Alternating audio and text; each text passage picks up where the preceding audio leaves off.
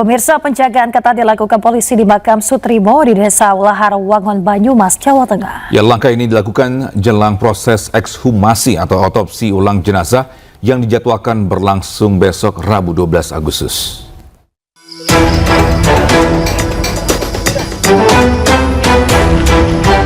Suasana pemakaman Desa Ulahar tampak berbeda dari hari biasa. Sejumlah anggota Polresta Banyumas berjaga di sekitar makam Sutrimo hingga malam hari. Sedikitnya 7 personel diterjunkan untuk mengamankan lokasi menjelang pelaksanaan ekshumasi. Pengamanan dilakukan agar kondisi makam tetap aman dan steril selama menunggu proses pemeriksaan. Ekshumasi dijadwalkan berlangsung pada hari Rabu sebagai bagian dari penyelidikan untuk mengetahui lebih jelas penyebab kematian Sutrimo. Hasil pemeriksaan forensik nantinya akan menjadi salah satu dasar dalam pengungkapan perkara. Gimana ya, kita pengen kejelasan aja untuk penyebab kematian saudara Sutrimo, itu aja. Apakah dari berita-berita yang beredar itu beneran atau tidak gitu. Oke. Pihak keluarga berharap hasil ekshumasi dan pemeriksaan forensik dapat memberikan kejelasan atas kasus ini. Dari Banyumas, Jawa Tengah, Saladin Ayubi, iNews melaporkan. Melalui kuasa hukum, keluarga korban mengaku hanya diberi KTP Sutrimo dan uang santunan sebesar 20 juta rupiah saat jenazah Sutrimo tiba di rumah duka di Desa Ulahar, Kabupaten Banyumas. Namun terkait dokumen penyebab kematian dan juga handphone Sutrimo, keluarga tidak pernah menerima dari pihak yang mengantar jenazah Sutrimo. Pihak keluarga hanya mendapatkan informasi Sutrimo meninggal karena sakit.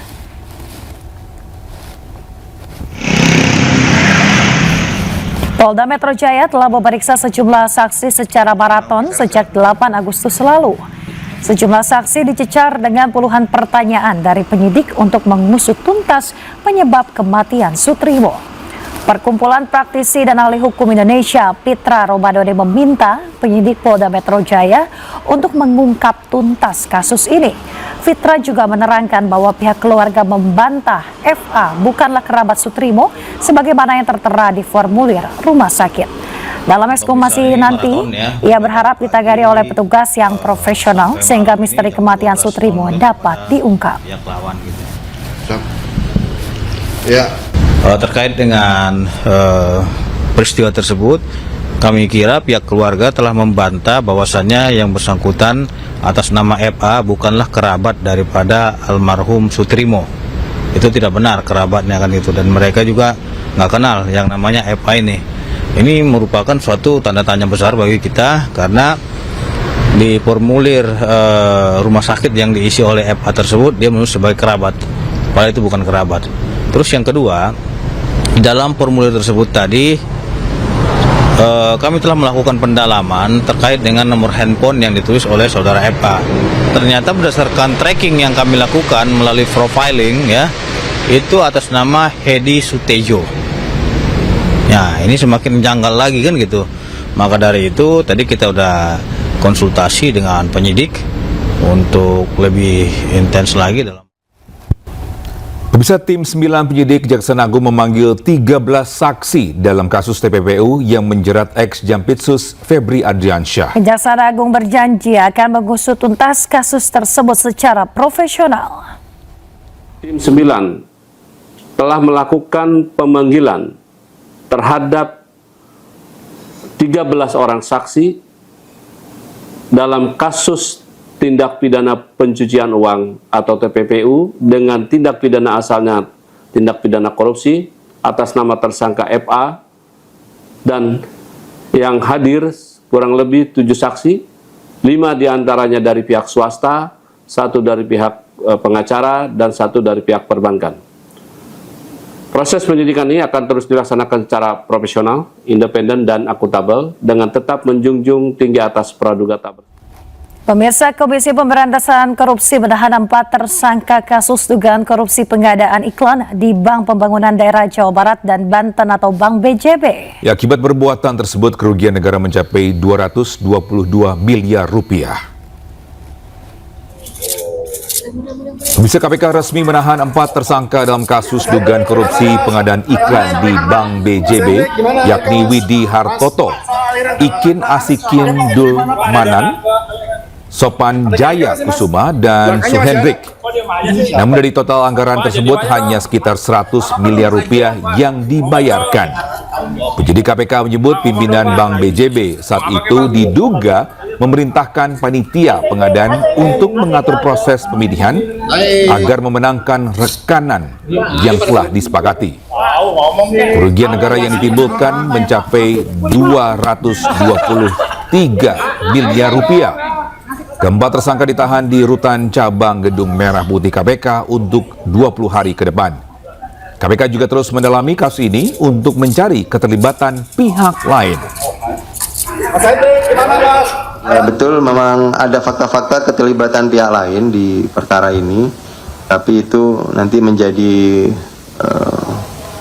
bagian dari proses yang akan dikembangkan berikutnya. Karena tentunya tim fokus kepada 5 tersangka yang sudah ditetapkan demi kepastian hukum, begitu. Jadi kita sudah lakukan penahanan dan ini kita akan kebut untuk penyelesaian berkas perkaranya.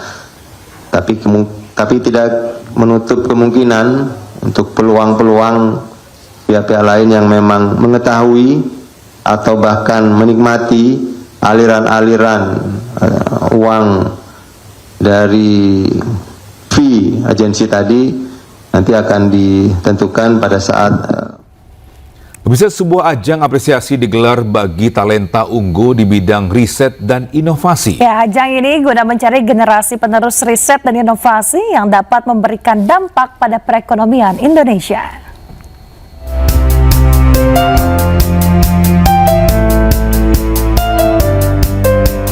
BRIN menggelar sebuah ajang bertajuk Anugerah Talenta Unggul Indonesia Innovator Awards. Ajang penghargaan ini digelar untuk terus mendorong lahirnya talenta unggul di bidang riset dan inovasi sebagai bagian dari upaya memperkuat ekosistem riset dan hilirisasi di Indonesia. BRIN mendorong para peneliti tidak hanya berhenti pada hasil riset berupa publikasi atau prototipe, namun juga mampu mengembangkan hasil penelitian hingga dikomersialisasikan dan diterima pasar. Menurut BRIN, hilirisasi riset menjadi salah satu kunci agar hasil penelitian dapat memberikan dampak nyata bagi masyarakat dan perekonomian. Inilah kontribusi kita pada policy. Tadi kontribusi kita juga pada ilmu pengetahuan, kontribusi kita pada industri dan juga kepada masyarakat. Sehingga Hari Teknologi ini satu sebagai momentum untuk membangun kepercayaan diri kita sebagai bangsa. Karena kita memiliki sejumlah teknologi, emerging teknologi sudah kita masukin. Dan tentu teknologi-teknologi baik yang canggih maupun teknologi yang tepat guna, semua kita arahkan pada kemanfaatan. Ekosistem riset yang kuat dinilai dapat mempercepat lahirnya inovasi sekaligus memperkuat daya saing industri dan pertumbuhan ekonomi nasional. Sekitar 200 proposal riset akan dikerjakan mulai tahun ini mencakup sejumlah bidang dimulai dari pertanian, perdagangan, perubahan, hingga sektor ekonomi lainnya. BRIN berharap penguatan riset dan inovasi dapat mendorong peningkatan nilai tambah industri sehingga proses industrialisasi di Indonesia dapat berjalan seiring dengan kemajuan teknologi. Dari Jakarta, Givo Morisco, Adi Setiawan, Suryali Satoso, A-News melaporkan. Topan dolphin menghantam Provinsi Zhejiang di Tiongkok Timur picu evakuasi jutaan warga di China Timur. Informasi lengkapnya usai jeda, tetaplah bersama kami.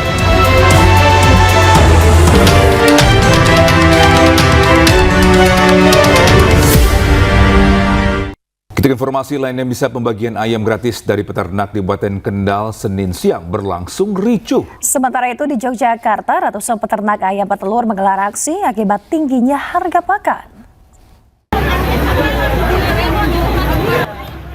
Mobil yang baru saja membawa ayam tiba di alun-alun Kendal, Jawa Tengah. Ribuan warga yang sudah menunggu langsung merangsek mendekati mobil. Akibatnya pembagian ayam pun ricuh.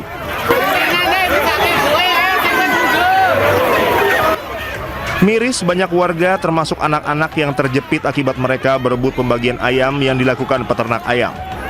Aksi peternak ini merupakan bentuk protes karena sudah tidak mampu membeli pakan ternak yang semakin tinggi. Sementara harga telur terus merosot sehingga peternak merugi. 15.000 telur ayam pun ludes direbut warga dalam waktu setengah jam. Hal serupa juga dilakukan ratusan peternak ayam petelur di Yogyakarta. Ribuan ayam dibagi-bagi di kawasan Jalan Malioboro dan menjadi rebutan warga maupun wisatawan. Dalam aksi ini mereka menuntut diturunkannya harga pakan serta dinaikannya harga telur sehingga peternak tidak merugi. karena hari ini harga pakan itu kan mencapai hampir Rp8.000. Itu tidak sebanding dengan harga telur yang ada di farm itu sekitar Rp20.000 atau di bawahnya. Jadi kami menuntut memberikan informasi ke Dewan untuk pemerintah supaya harga pakan ini bisa diturunkan, kemudian harga telur ini akan menyesuaikan dengan harga market di pasaran. Menanggapi aksi para peternak, DPRD Yogyakarta berjanji akan mengundang OPD terkait dan mengkaji aspirasi para peternak. Tim Liputan Anyus melaporkan. Ya, pemirsa, dituding sebagai maling, sebuah minibus yang dikendarai seorang pria dikejar dan dirusak warga di Kabupaten Maros, Sulawesi Selatan. Ya, sejumlah warga bahkan melempari kaca minibus dengan batu untuk menghentikan laju kendaraan.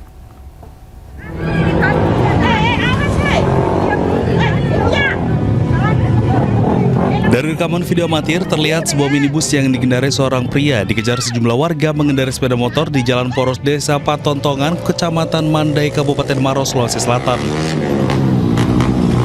Sejumlah warga bahkan melempari kaca minibus dengan batu untuk menghentikan laju kendaraan. Tidak ada nomornya di sini. Minibus akhirnya berhasil diberhentikan setelah dikepung oleh ratusan warga. Aksi tersebut dipicu dari teriakan maling yang membuat warga secara spontan ikut mengejar. Padahal warga belum mengetahui secara pasti duduk perkara yang sebenarnya. Beruntung aksi tidak sampai berujung pada tindakan main hakim sendiri terhadap sang sopir minibus.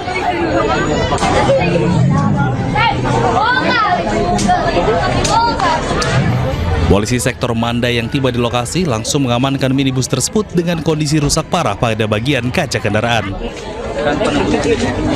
Sebelumnya, salah satu seorang warga berusaha menghentikan minibus berwarna merah yang dikendarai oleh korban.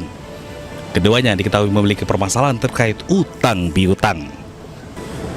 Akibat peristiwa ini, polisi mengamankan 10 orang untuk mendalami keterlibatan masing-masing dalam aksi pengerusakan minibus. Dari Kabupaten Maros, Sulawesi Selatan, Wahyu Ruslan, iNews melaporkan. Ya, dibakar cemburu, seorang pemuda nekat menyayat leher kekasih mantannya. Ya, tidak butuh waktu lama, pemirsa, pelaku pun diamankan oleh kepolisian. Aksi pelaku terekam kamera pengawas.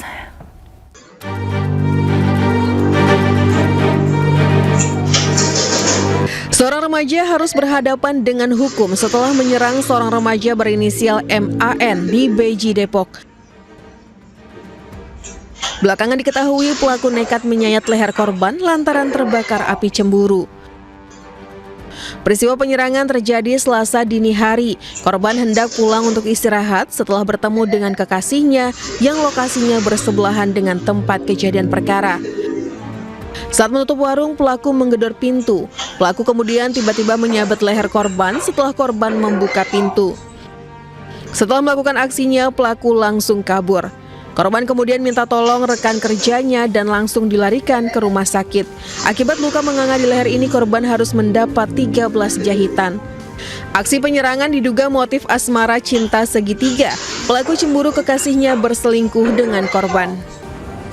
Polisi terpaksa melumpuhkan pelaku lantaran sempat melawan saat ditangkap. Akibat perbuatannya, pelaku terancam hukuman penjara 7 tahun. Dari Depok, Jawa Barat, Iyung Rizky, iNews melaporkan. Ya, jelang ekshumasi makam orang dekat Febri Sutrimo ini di Desa Wilahar, Banyumas dijaga ketat. Informasi lengkapnya usai jeda berikut, tetaplah bersama kami.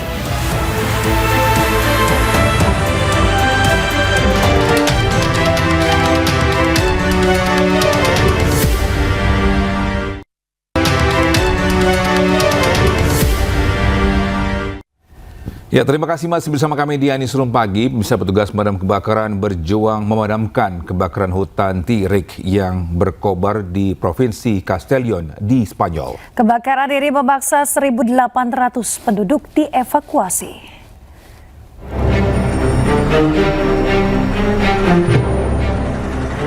Petugas dengan mobil pemadam kebakaran bergerak menyusuri jalan-jalan pedesaan menuju lokasi kebakaran hutan tirik. Tim penyelamat militer bahkan harus menerobos kobaran api dan mengerahkan drone memantau guna mencari titik api kebakaran yang berada di sisi barat dan timur tirik. Kebakaran yang terjadi sejak Minggu malam waktu setempat telah menghanguskan sekitar 684 hektar lahan. 300 personil, 19 pesawat, dan 50 unit darat pun diterjunkan dalam upaya pemadaman. Kebakaran hutan di Terik berdampak pada kota Cati, hingga memaksa 700 penduduk kota dievakuasi, sementara 1.100 penduduk yang berada di sisi barat dan timur terpaksa harus meninggalkan rumah.